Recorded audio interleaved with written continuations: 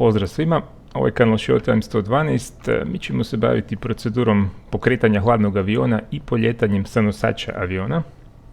Zato ćemo koristiti modul Super Carrier koji je trenutno dostupan besplatno kao i svi drugi moduli s obzirom na takozvani free to play period. Znači ono što mogu reći je da je frame rate jako loš i mislim da ga neću zadržati. Za početak zatvorili smo poklopac kabine, to se može napraviti i prije nego što uključimo akumulator. Ako niste pogledali video o instrumentima i kokpitu, predlažem da ga pogledate, neke stvari su tamo možda detaljnije objašnjene, sada ćemo samo ići na nekakvu proceduru. Prvo što ćemo napraviti je da ćemo uključiti akumulator, znači ovaj prekidač desnim gumbom naprijed. Sada ćemo testirati sustav dojavljivača požara. Postoje dva kanala, ovo je postupak koji nije strogo neophodan, možete ga i preskočiti, ali to je nešto što piloti rade. Prekidač je ovdje, moramo stisnuti ili lijevi ili desni gumb, ovisno o tome koji testiramo i držati ga za vrijeme cijelog testa. Imat ćemo nakon toga, upalit će se lampice upozorenja i čućemo glasovna upozorenja, takozvane bitch in Betty, kako je od milje zovu američki piloti. Engine fire left. Engine fire left. Engine fire right. Engine fire right. APU fire. APU fire. Bleed air left. Bleed air left. Bleed air right. Bleed air right. Sada možemo ili čekati 10 sekundi ili isključiti akumulator pa ga ponovo uključiti da se vrpca resetira i nakon toga ponavljamo isto sa drugim kanalom. Engine fire left. Engine fire left. Engine fire right. Engine fire right. APU fire. APU fire. Bleed air left. Bleed air left. Bleed air right. Bleed air right. Ok, testirali smo dojavljivače i sve radi. Sada pokrećemo pomoćnu pogonsku jedinicu, takozvani APU. Desni klik prema naprijed i čekamo da se zavrti. Upalit će se ova zelena lampica.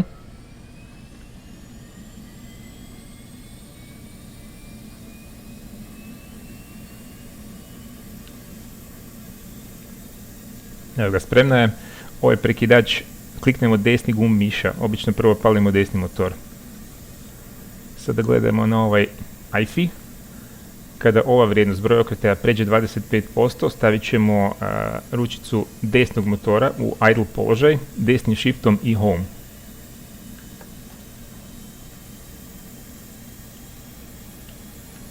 I evo sada vidimo kako temperatura raste broj okretaja, stabilizirat će se na nekakvih 65%. Imamo protogoriva, imamo i pritisak ulja.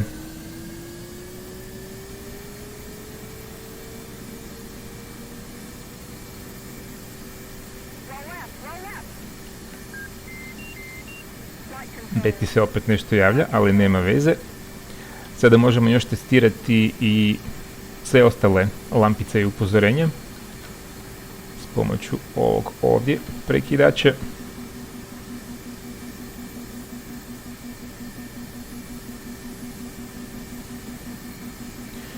Izgleda da sve radi. Nakon toga ćemo uključiti sve ekrane i head-up display. Ove DDI palimo sa dva klika na ovaj prekidač gore. Head-up display zavrtimo ovaj okretni regulator u desno i za color ekran također zavrtimo ga u desno.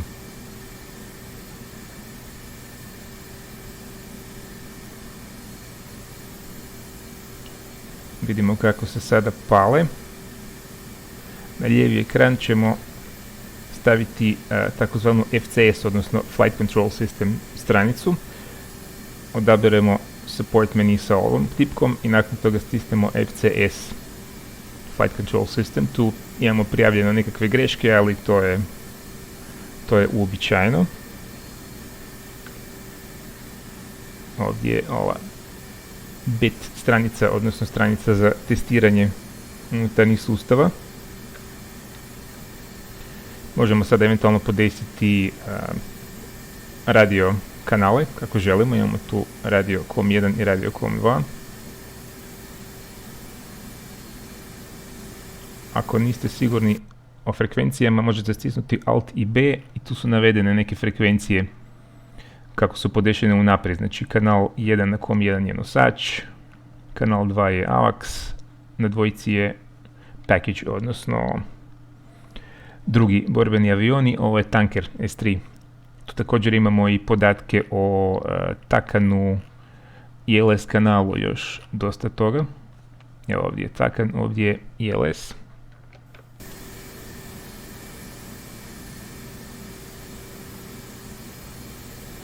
Ako smo radili ono testiranje dojavljivača požara, onda moramo resetirati ventile na ovom bleed air sistemu. To ćemo napraviti tako što ćemo ovaj gumb zarotirati za 360 stupnjeva, odnosno 4 klika.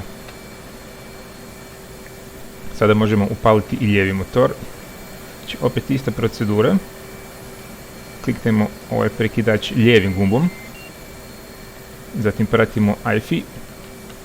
Kada ovo pređe 25%, kliknemo desni Shift i Home.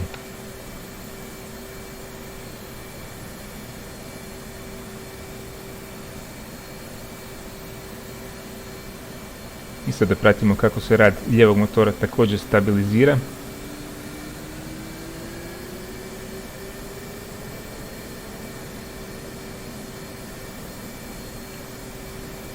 Vidimo da su sve vrijednosti u nekakvim normalnim parametrima.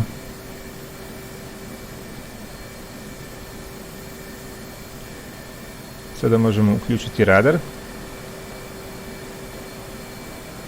Stavit ćemo ga na ovu operation poziciju. Za sad još neće raditi sve dok ne poletimo. Također sada ćemo pripremiti inercijalnu navigaciju za djelovanje, tako što ga stavimo u ovaj položaj CV, s obzirom da smo na nosaču, da smo na tlu, onda bi stavili u ovaj položaj. I sada ćemo napraviti još jednu stvar koja će ubrzati ovo kalibriranje. Znači možemo maknuti palicu da nam ne smeta i onda na ovom ekranu odaberemo opciju Stored Heading. Ovo ovdje. Odabiranje te opcije smanjit će kalibriranje navigacije, skratit će tu proceduru sa nekakvih 8 minuta na oko minutu i pol. Sada smo čuli da se i pomoćna pogonska jedinica sama ugasila, više nam ne treba.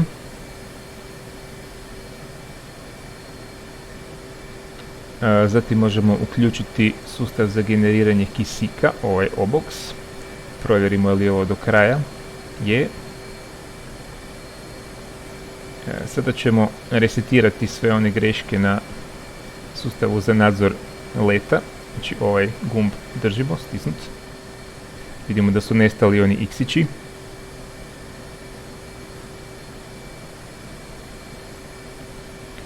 Stavit ćemo flapsove u automatski položaj. Znači 2 puta desni gumb u gornji položaj auto. Sljedeće, stišćemo ovo, to će postaviti horizontalne stabilizatore, odnosno elevatore u položaj za poljetanje, odnosno 12 stupnjeva. To vidimo ovdje, stab 12. Sada ćemo pokrenuti interno testiranje sustava za upravljanje letom. To moramo raditi kombinacijom ovog prekidača ovdje. Znači njega treba držati, ali s obzirom da to nećemo moći ovako, onda ćemo držati tipku Z.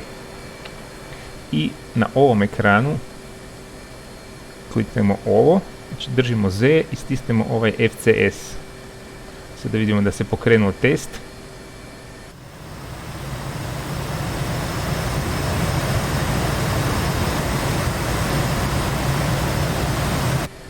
Sustav sada pomiče sve kontrolne površine dok se ne uvjeri da su sve ispravne i evo, gotovo je. Znači svi ovi sistemi su go, što znači ispravni. Sada ćemo napraviti još test nekoliko pomoćnih uređaja. Znači, uključit ćemo s desnim gumbom sondu za tankanje u zraku. Zatim ćemo spustiti polugu za katapultiranje. Izbacit ćemo zračnu kočnicu. To radimo držeći lijevi shift i B. Pa ćemo onda još uključiti pitocijev. I postavit ćemo flapsove na polovicu, znači na sredinu, i spustit ćemo kuku.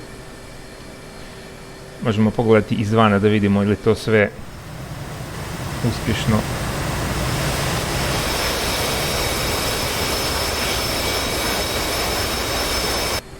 To bi inače radili naši mehaničari.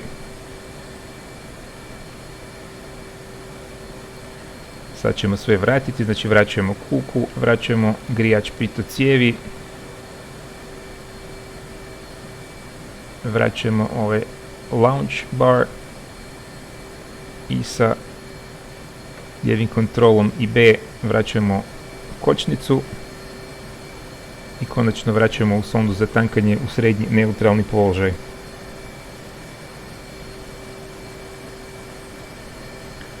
Sada ćemo otkočiti ovu parkirnu kočnicu, lijevi gumb miše, stavljamo u ovaj položaj emergency.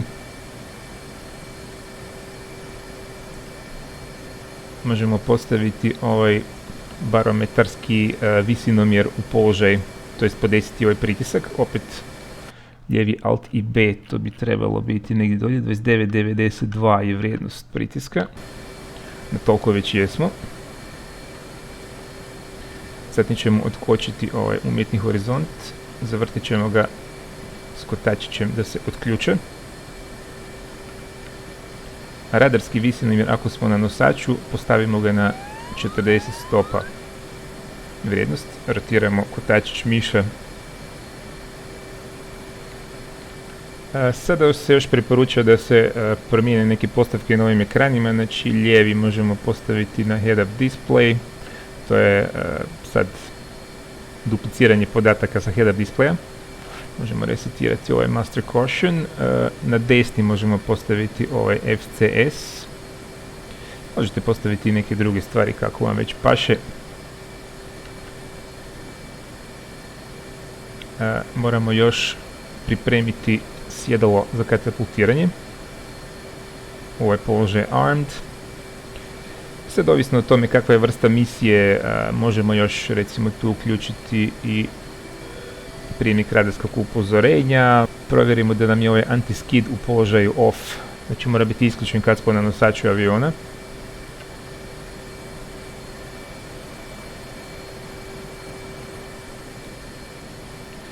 Zatim još moramo kontaktirati mehaničare da uklone ove blokade kotača.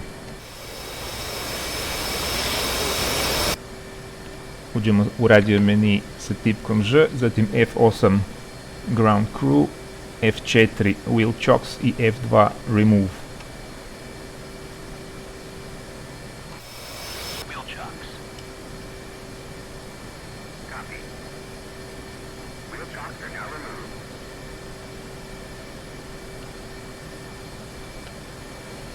Provjerimo je li se navigacija kalibrirala. Je, znači kad imamo ovaj položaj 0.5 OK, znači da se kalibrirala. Sada možemo i postaviti u ovaj položaj IFA, in-flight alignment. Ako imamo GPS na raspolaganju, onda koristimo taj položaj. Ako je potrebno, možemo još upaliti neka svjetla, ovisno o tome koje je doba dana, i u osnovi smo spremni za pokret. Želimo doći na onaj katapult ovdje. Ova ekipa tu će nam neke stvari signalizirati, prvenstveno ovaj u žutoj majici. Znači kad krenemo, zaokrenut ćemo u desno. To radimo tako što držimo kormilo zaokrenuto u desno, a s obzirom da smo na nosaču, onda će nam trebati još i pojačano zaokretanje, što ćemo postići istovremenim držanjem tipke S. Možemo malo prikočiti sa tipkom V ako je potrebno.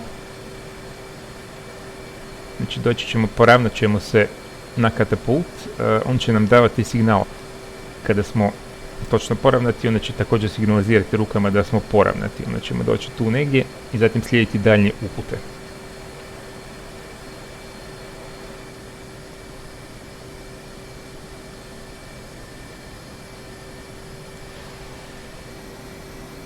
Znači lagano potisak, držimo S, rotiramo u desno.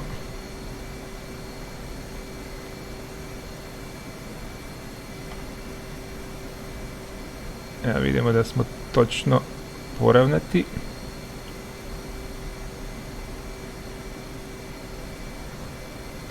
Ok, ovo je signal da stanemo. Znači zakočimo i smanjimo potisak do kraja. Sada nam signalizira da razvučemo krila. Znači desni gumb 2 puta.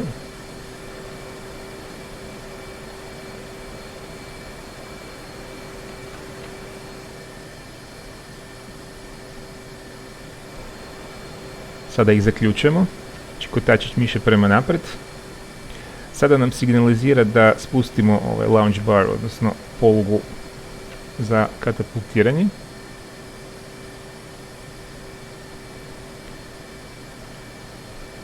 Sada ćemo se morati još malo pokrenuti naprijed. Vidimo sada da nam daje znak da krenemo naprijed.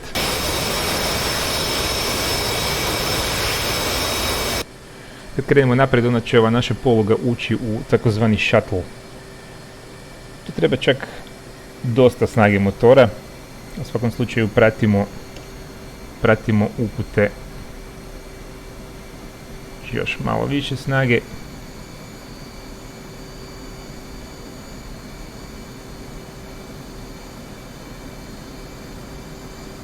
Ok, stop.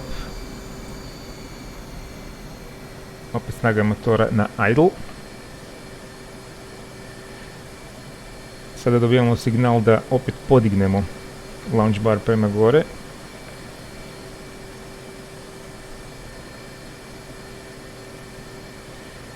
I ono što sada nam signaliziraju je da pojačamo snagu motora.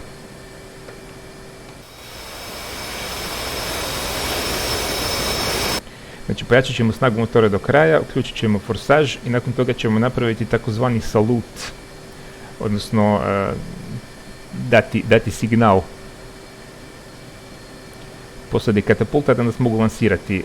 Nakon toga ne diramo upravljačku palicu, znači cijelo vrijeme lansiranja je hands off, te kada budemo u zraku onda preuzimamo opet kontrolu, tipkom G uvlačimo stajni trap, nakon toga vraćamo flapsove u automatski položaj prema gore i skrećemo prema desno. Da smo na onim bočnim katapultima, onda bismo skrenuli u lijevo, ovako idemo u desno. Znači, snaga motora do kraja.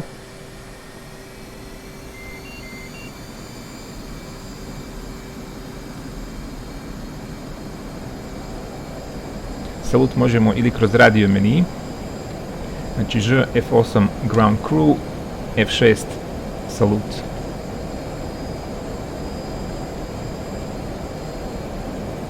I to je to.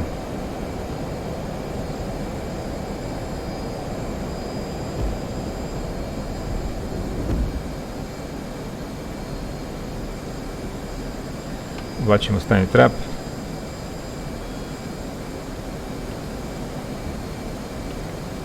Flapsove gore.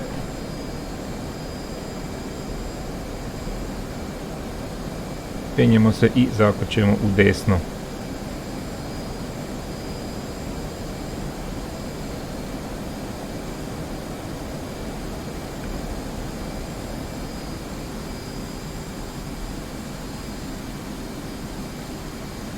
Nakon nekog vremena možemo isključiti forsaž. Ako nemate super carrier nego onaj obični nosač, ona je procedura relativno slična, samo što nemamo ovu asistenciju od posade koji će nam pokazivati, davati signale i tome slično, već sve trebamo napraviti sami. Ako vam se video svidio, ako vam je bio koristan, ne zaboravite kliknuti na like, to je vrlo bitno za kanal. Pratite nas na Instagramu, slobodno komentirajte. pretplatite se ako još niste i nastavite pratiti Showtime 112.